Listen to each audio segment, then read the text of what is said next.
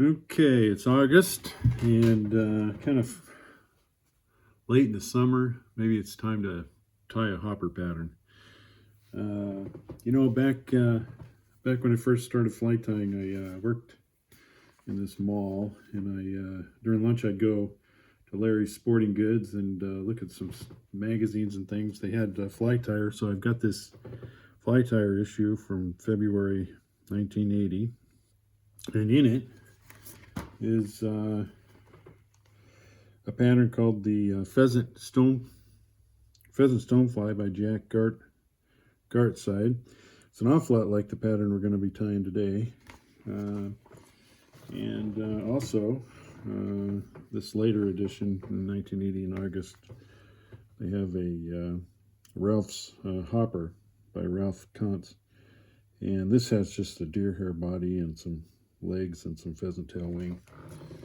In any case, I'm going to take some ideas from those and some ideas from other people and just see what I can do. Okay, so you start the thread here. This is brown tying thread on a Mustad 94-845 hook. I think it's barbless. Yeah. And you start about here, and the reason is you want to leave a little bit of bare hook so that you can spin some deer hair on the head for the head. And you wrap this back, and it doesn't matter what color thread you use, honestly. Let's stop right about where the hook starts turning so our tail doesn't bend down. You want that kind of straight.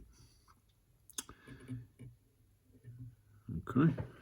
The color doesn't matter. I mean, use whatever colors. I'm going to turn on a light here, and hopefully that helps. All right. Let me dip that. Oh, that's too blue. Got this fancy light here. Can I change the color? Totally blue. Yeah, let's try that. Okay. So I'm going to use some red hen patch for the tail, and this represents the ovipositor. And it's the only thing I got that's red. So we can strip off the fluff as usual. And what we got here is nice red fibers, and we'll get a good bundle, make a big ovipositor. Too big? I don't know, this is going to be a big fly, so what the heck. Get rid of the weird ones. I don't know. Hook gap length, maybe a little bigger. I don't honestly know.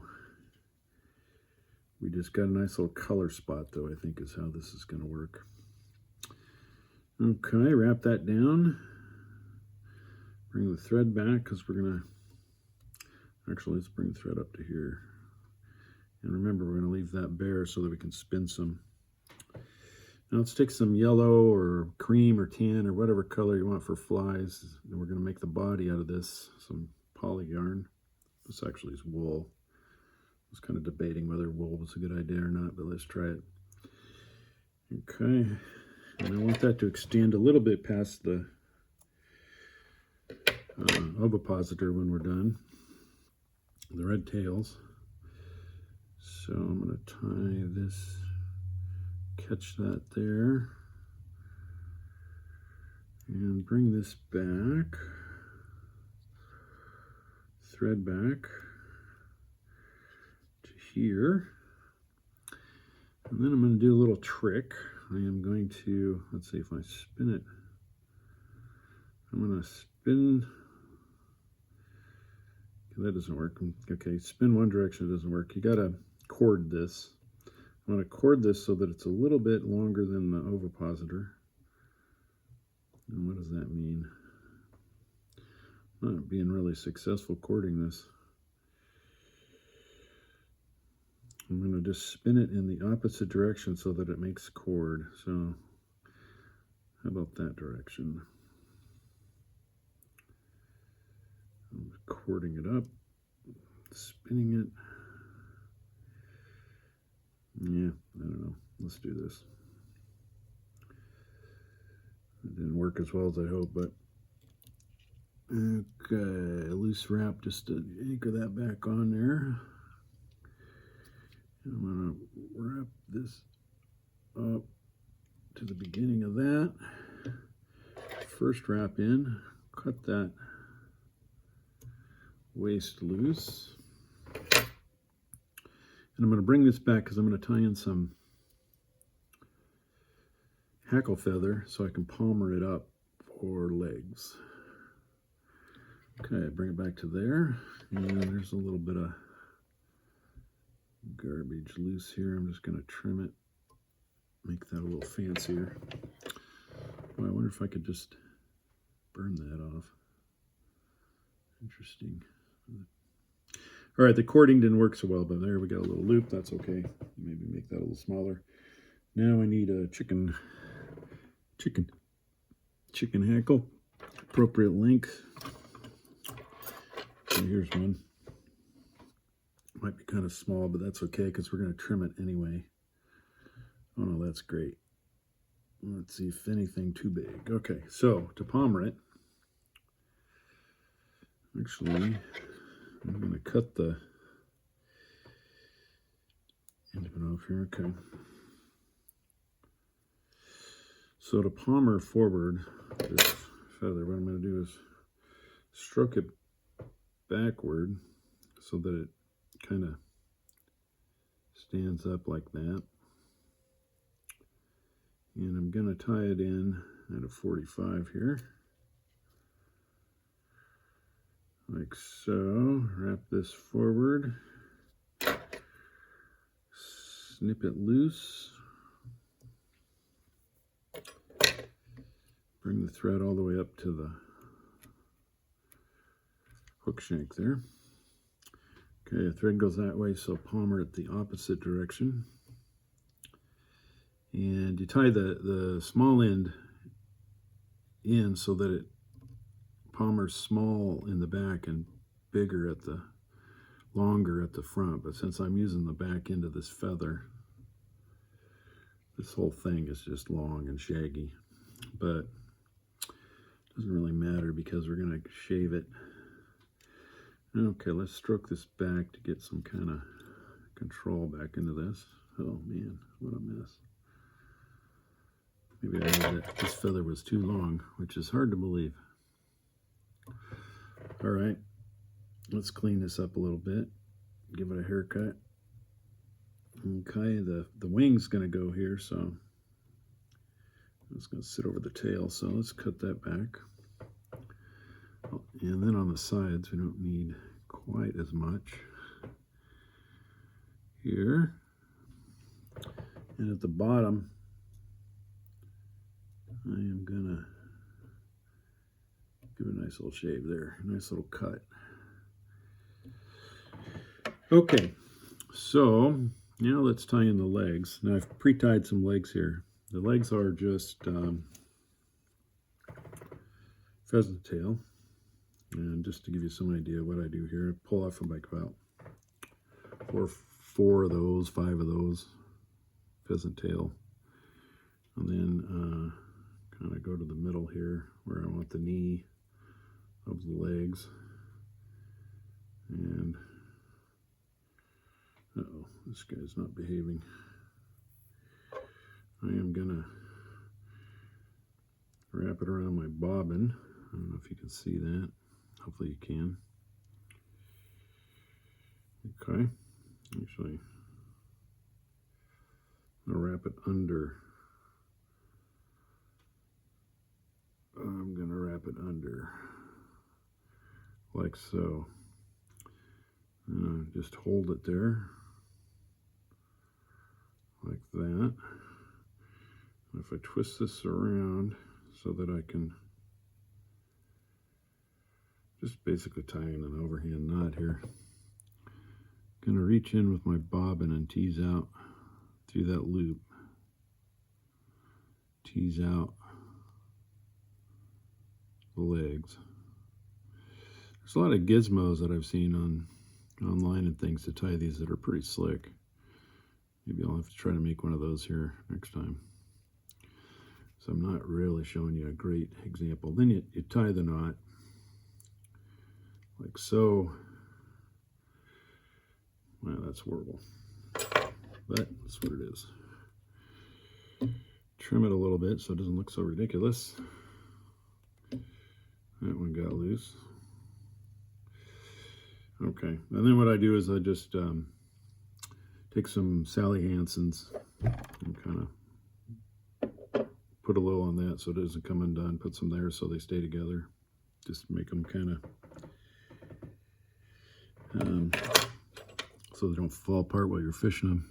And while all the fish are chomping on them. Okay, so here's a finished one. Looks a little better. All right, so just tie those on the side. And you kind of want them to be at the same length. You know, this thing is landed in the water. It's not its natural habitat, so I'm not too worried about exactly how the legs look, because they're going to be all akimbo. I'm going to actually chomp that there a little bit. I'm trying to swim and hop out of the water. Okay, before the... Okay, let's match the knees up. That's an easy thing to match. Wrap that one on the other side. Okay. Oh, that one's twisted the wrong way. Okay. Loose, tighten it, and cinch her down. Okay. Well, you can always pull these things around afterwards. Okay. Trim those off roughly even.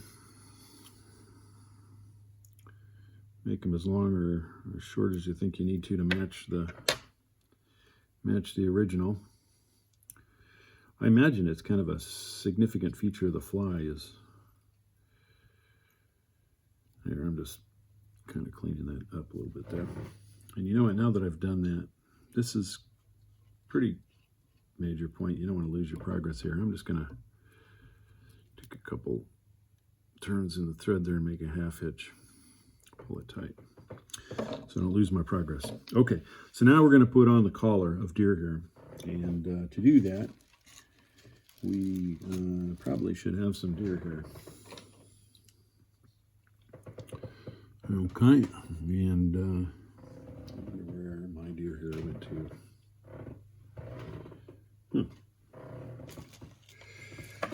Give me a sec, guys. Oh, I found a... All right, hold on. I am going to maybe edit this out later. I'll get some pecorino. Let's see, what's this? It's microfibers, tail material. Deer hair. Aha! Deer hair. Why not? Okay, so we're going to make a collar, and the collar is going to represent the legs coming out of the thorax, I suppose, but I imagine its purpose is just to give it bulk and to represent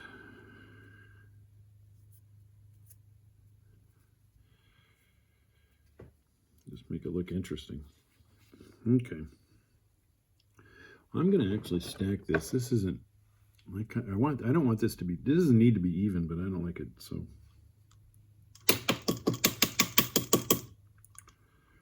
Okay. Let's pull that out. That's not so bad. Okay. All right, so, you know, I want those to be kind of ending right about there. There's going to be, actually, shoot, I'm going to stick this back in the stacker. As often happens, I'm doing these flies for the first time, by the way. You're getting one run through. I need to put the wing on there. And the wing, so how I prepared the wing is I took some Pheasant church windows, which look something like this. And took some silicone, clear drying silicone, got it on my fingers, and put a dab on, run it through the feathers and let them dry. And what you end up with is kind of a flexible, you can do, they have something called Dave's Fleximent if they still sell it. And there I can just wrap this around the top of the fly. And yeah, I need to put this wing on before I put that collar on. Wrap it on tight and pull it back. 2, 3. Okay. There we go. Now we've got a nice wing case on the top of that. Look at that. There, does that not look like a hopper? It just looks like a tasty morsel. Okay. Now we're going to put the collar on, so we'll get the deer hair from the stacker.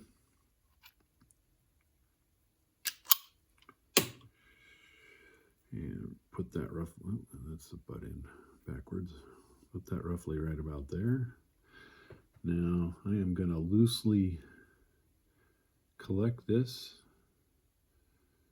And I don't want it to go to the bottom so much.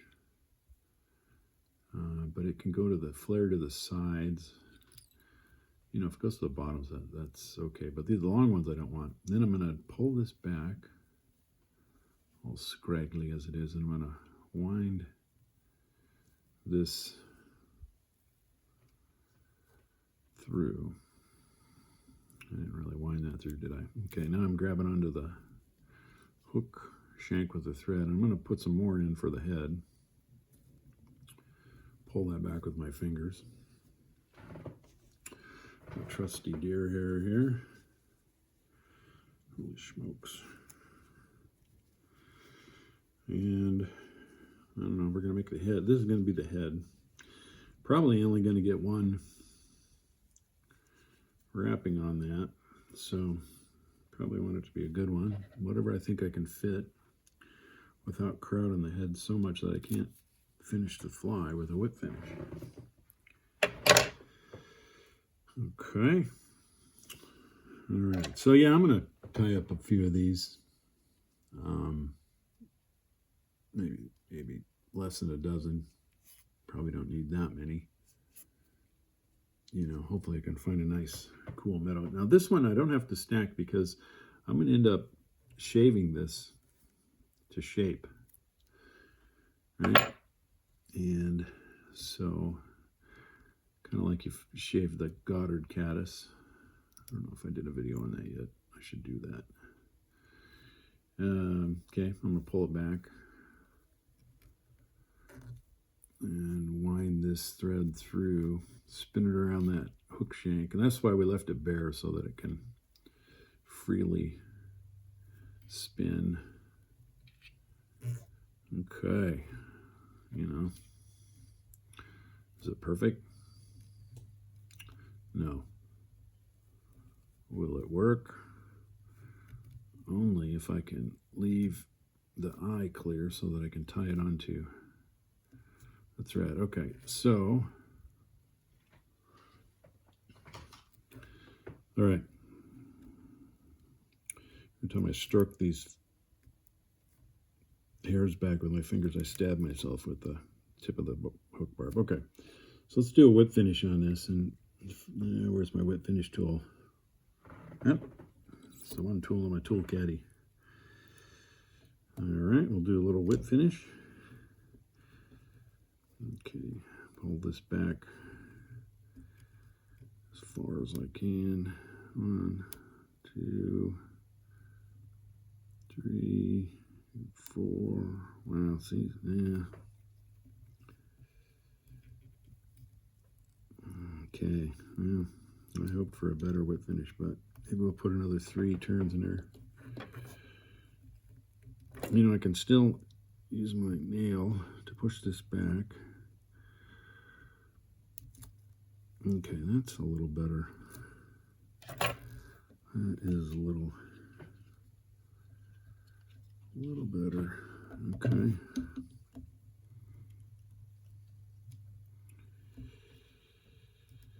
Okay, 1, too. Each time I go around, I got to be careful because I'm gathering up loose butt ends. Sometimes I use my finger to guide this knot in home, but I'm going to use my bobbin. Okay, so there's 2 whip finishes. All right, so now the final thing that you want to do is shave this little dude down. I'm going to leave it in the vise. And you don't want to shave the collar that you put back there, but you want to take this head back and make it just gets pretty blocky. So I've got my razor here, and I am just going to cut this head back, and I cut it back to where I kind of am getting to the cut it off the side square. You know, they have a tool for this. I was looking at buying, but it was like 40 bucks. I thought, okay, that's expensive, but actually might be worth it. You might be able to make a tool out of some wire, bale wire or something to catch into these pieces here and there, and just sort of to hold it, you know, hold it like this.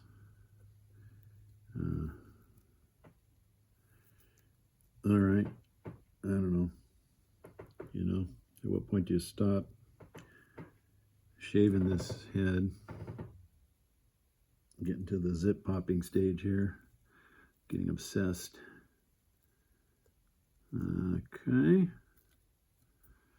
and I don't know, you could keep on it. I like a nice square head. Maybe you could round the corners off, but I like the square head. I wonder what happens if I do this backwards a little bit. Ooh, that's nice. Okay. Going up to the collar hairs and then shaving back gives me a little bit of kind of a nice little thing here. Okay, so yeah, this is a mess. Okay, so let's take this off and look at this little dude. You know, that's not a bad looking hopper. Got a wing case, got a body. You know, you can pull off these kind of butt ends that don't look like they belong to the collar, and probably doesn't even matter. So there it is. Not bad. That's a size 8. And we'll do a couple more and see how they turn out.